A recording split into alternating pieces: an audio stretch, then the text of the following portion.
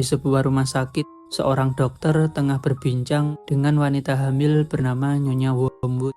Tak lama berselang, ia mengalami kontraksi, tanda bahwa ia akan segera melahirkan bayinya. Namun sayang, tak seperti orang tua lainnya, sepasang suami istri itu tak menginginkan bayinya. Sang suami yang bernama Tuan Wormwood hanya menginginkan seorang bayi laki-laki.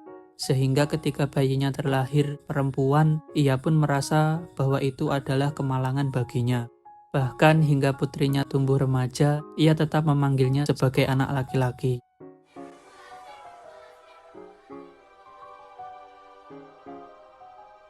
Singkat cerita, Matilda pun kini tumbuh besar dengan paras cantik dengan kepandaian di atas rata-rata.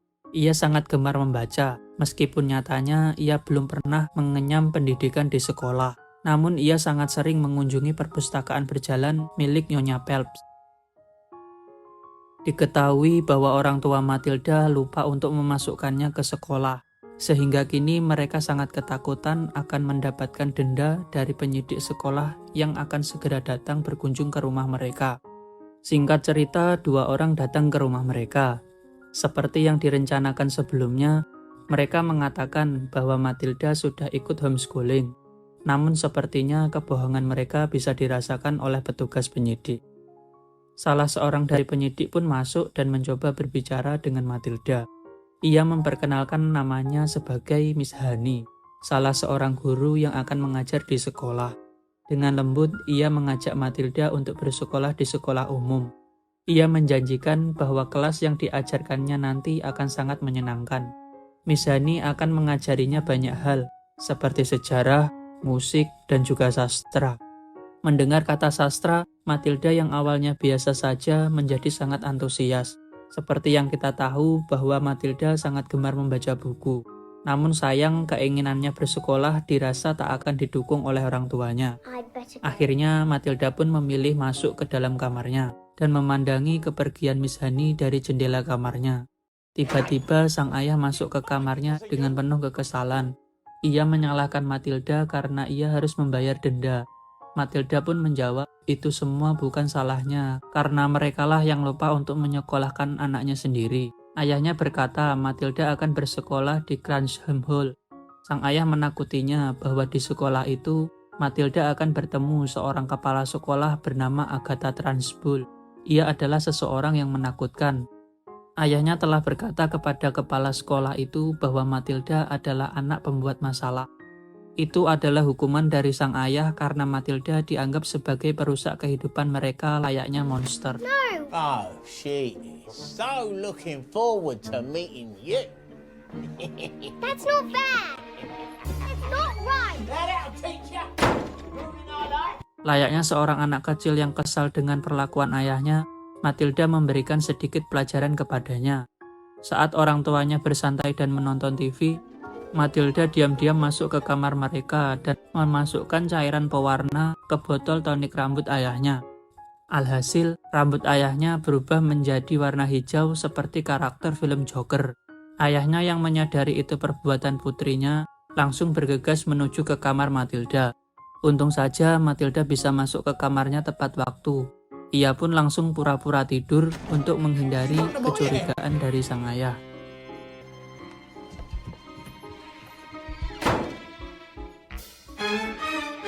Keesokan harinya, Matilda bersiap dan pergi ke sekolah sendiri dengan berjalan kaki. Setibanya di sana, gerbang sekolah masih terkunci. Rupanya ia datang terlalu cepat, padahal sekolah baru akan dibuka 1 jam lagi.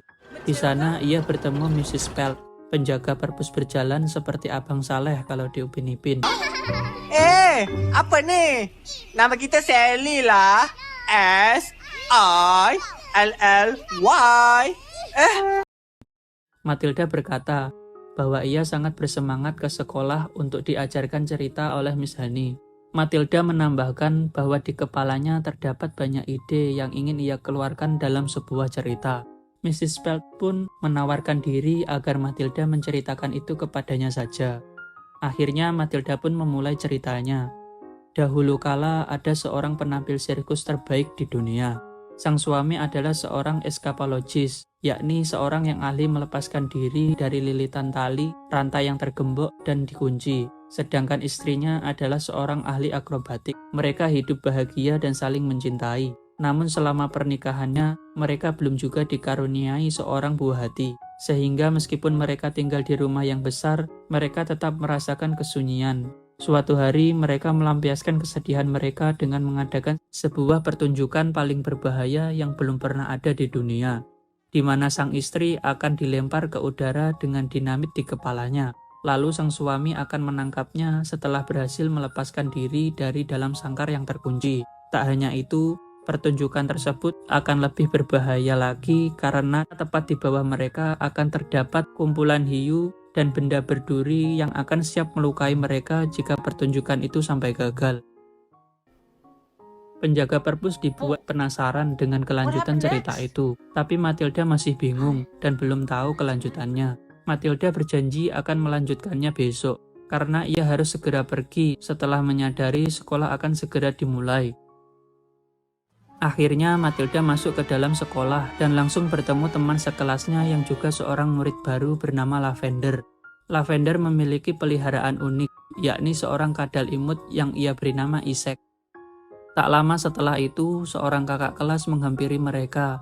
Menurutnya, sekolah bukan tempat menyenangkan. Diiringi sebuah alunan musik, murid lain kompak mengatakan sekolah bagaikan penjara dan neraka, terutama pada saat jam pelajaran olahraga, karena kepala sekolah transbulah yang akan mengajari mereka secara langsung. Semuanya ketakutan ketika kepala sekolah menghitung mundur agar mereka segera masuk ke kelas tepat waktu jika tak ingin mendapatkan masalah dengannya.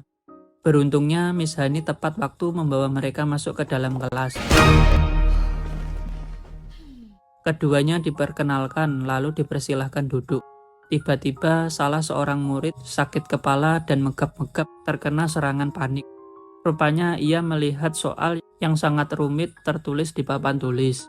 Namun ternyata itu bukan soal untuk mereka. Rupanya kelas mereka juga dipakai murid senior tadi malam. Jadi itu bukan soal untuk anak seusia mereka. Miss Hani pun lalu meminta Matilda untuk membereskan papan tulis itu. Namun, meskipun Matilda hanya seorang bocil, ia sukses membuat Miss Hani melongo. Ya, alih-alih menghapus papan tulis, ia malah mengerjakan soal sulit itu. Is that correct? Well, yeah.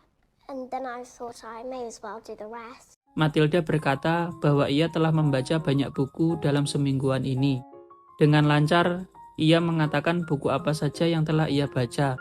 Tentu saja hal itu membuat Miss Hani dan teman sekelasnya melongo berjamaah.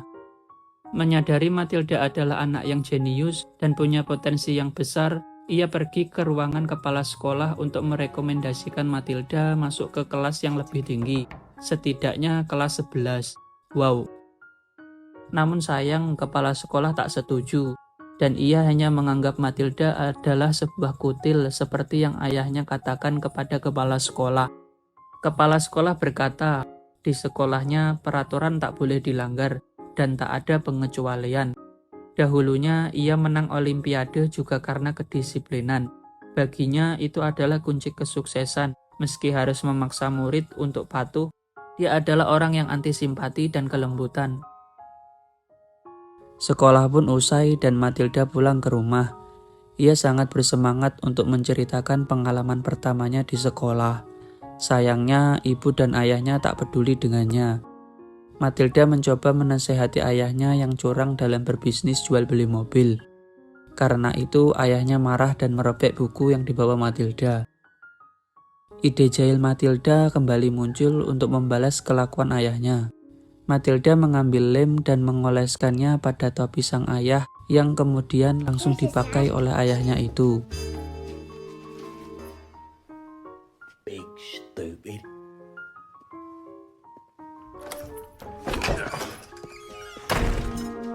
Di sekolah saat jam istirahat, seorang murid bertanya apakah Matilda bisa melakukan sebuah telekinesis, yakni menggerakkan benda tanpa menyentuh benda itu.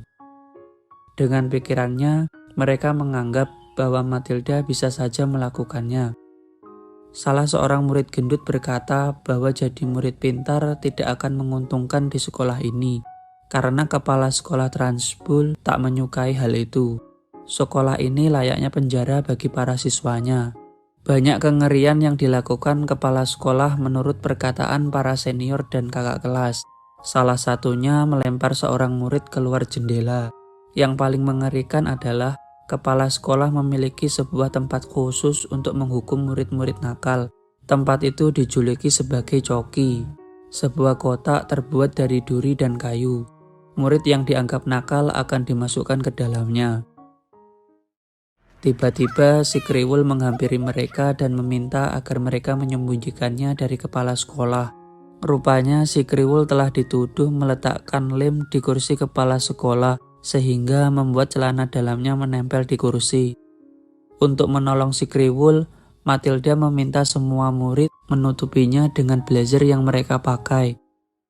Kepala sekolah pun tiba dan langsung menanyakan di mana Nigel alias si kriwul. Where's the maggot known as Nigel? Semuanya hanya bisa terdiam. Matilda menunjuk ke arah tumpukan blazer dan berkata bahwa si kriwul ada di sana. Saat kepala sekolah akan menghampiri Nigel, Matilda berkata bahwa Nigel sudah 1 jam berada di sana karena mengalami narkolepsi, yakni sebuah gangguan tidur kronis yang disebabkan kelelahan sehingga tertidur secara tiba-tiba. Oleh karena itu, mereka menutupi si kriwul demi keamanannya. Gagal menghukum si kriwul, kepala sekolah mengganti sasaran kekejamannya kepada Amanda. Alasannya sangat sepele, yakni karena ia tak suka dengan anak yang menguncir 2 rambutnya. Langsung saja kepala sekolah mencengkiwing rambut Amanda, lalu melemparkannya ke atas langit layaknya permainan tolak peluru. Beruntungnya Amanda mendarat dengan selamat. Setelahnya Matilda kembali menyambung ceritanya kepada Mrs. Phelps. Hari pertunjukan itu akhirnya tiba dengan berbagai pengunjung di seluruh dunia yang tak sabar menyaksikannya. Sang eskapologis masuk menyapa para penonton. Namun ia hanya sendirian tak bersama sang istri. Tiba-tiba ia mengatakan pertunjukan hari ini akan dibatalkan karena sang istri rupanya akhirnya mengandung. Sehingga ia tak mau istri dan calon anaknya kenapa-napa jikalau tetap melakukan pertunjukan itu.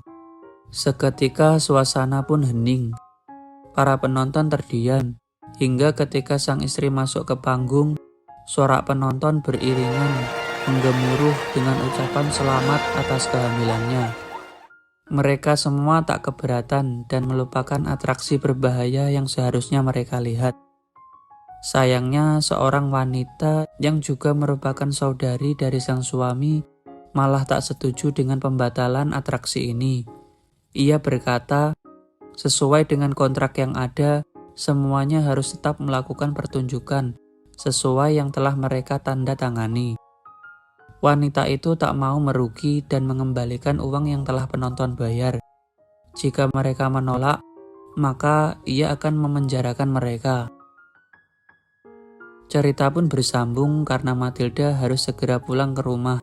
Ia berjanji akan menyambung ceritanya besok hari. Keesokannya di sekolah, hubungan antara Matilda dan Miss Honey makin dekat. Ia begitu peduli dengan kejeniusan yang dimiliki Matilda. Ia berjanji akan membawakan beberapa buku bagus untuk dibaca Matilda. Menyadari ketulusan sang guru, Matilda pun langsung memeluknya dengan erat. Namun tiba-tiba kepala sekolah muncul dan melarangnya memperlakukan Matilda secara khusus. Baginya, Matilda adalah bocah titisan iblis.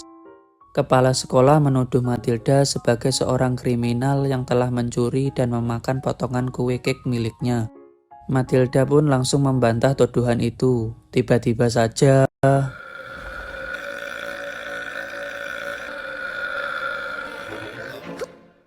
terungkap sudah bahwa pencuri sebenarnya adalah si gendut Bruce. Karena hal itu, kepala sekolah memberinya hukuman untuk menghabiskan kek coklat yang bertingkat sampai tak tersisa. Ia berjanji akan memaafkan si gendut jika ia berhasil melakukannya. Bruce mulai memakan kek itu. Sebuah kemustahilan rasanya. Namun dengan sorakan dan semangat dari teman-temannya, Bruce berhasil menghabiskannya.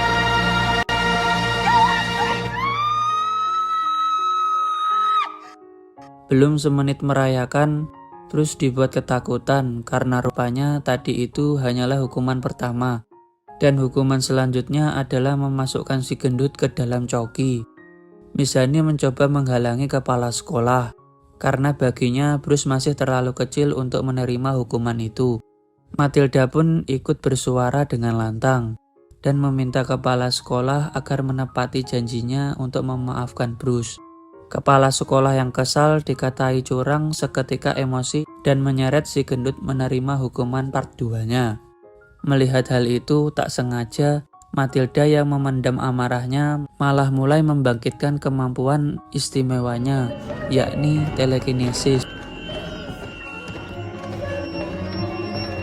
Sepulang sekolah, Matilda mampir ke tempat Mrs. Pelt untuk meminjam buku tentang balas dendam. Merasa ada yang tak beres, Mrs. Pelt malah meminta agar melaporkannya ke guru dan kepala sekolah jika terjadi perundungan di sekolah. Andai saja Mrs. Pelt tahu bahwasanya Kang Bully tersebut tak lain adalah kepala sekolah itu sendiri. Matilda pun kembali melanjutkan ceritanya yang sempat tertunda.